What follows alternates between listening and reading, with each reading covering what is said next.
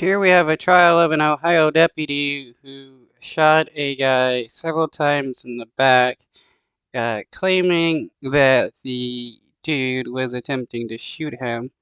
How do you shoot somebody in the back if they're pointing a gun at you and facing you? You see, it just doesn't make any sense. 6 shots in the back, all fired by the defendant into the back of Casey Goodson with no reasonable basis. Mr. Schroyer just told you that Casey Goodson wasn't a threat on December 4th, 2020. Now, his own witnesses are going to tell you differently. The special prosecutor, Gary Schroyer, says Goodson went to the dentist, picked up Subway sandwiches for his family, then he heads home. He says Goodson and Meade first made contact at an intersection minutes away from his home on Estates Place. Goodson drives to his house, parking in the wrong direction and heading to the side door like he always does. Schroyer said Meade follows, and as Goodson walked through the door, all the shots passed through the storm door, breaking the glass, with 3 shots passing through that metal mesh, one striking the top of the frame. He says Goodson was found. So the cop follows him to his house and shoots him as he's walking into his house and shoots him in the back. That is definitely a murder. Palms down, AirPods in his ears, sandwiches on the ground, and a handgun, which he was licensed to carry, also fell out of its holster. Defense attorney. So he was listening to music, carrying sandwiches, and he's a legal gun owner, and the cops shoot him in the back. Caitlin Stevens says Meade has a different account of this day. She says he was on a separate mission with the U.S. Marshals in the area when he saw Goodson waving his gun around in the car. She says Meade saw a threat and radioed the other law enforcement to alert them, then followed Goodson.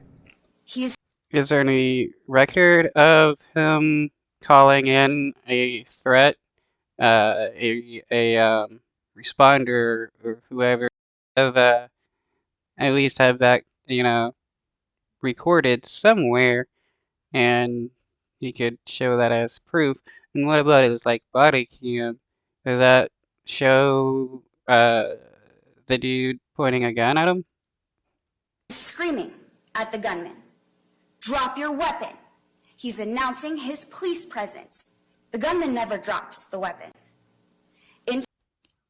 Well, yeah, the dude was wearing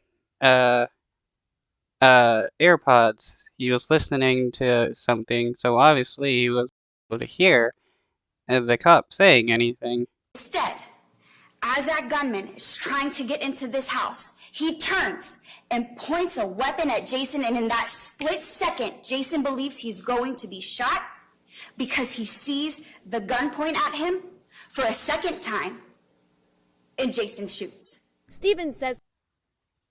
But okay, so she's saying that the cop shot him in the front after the turns towards him and points a gun at him.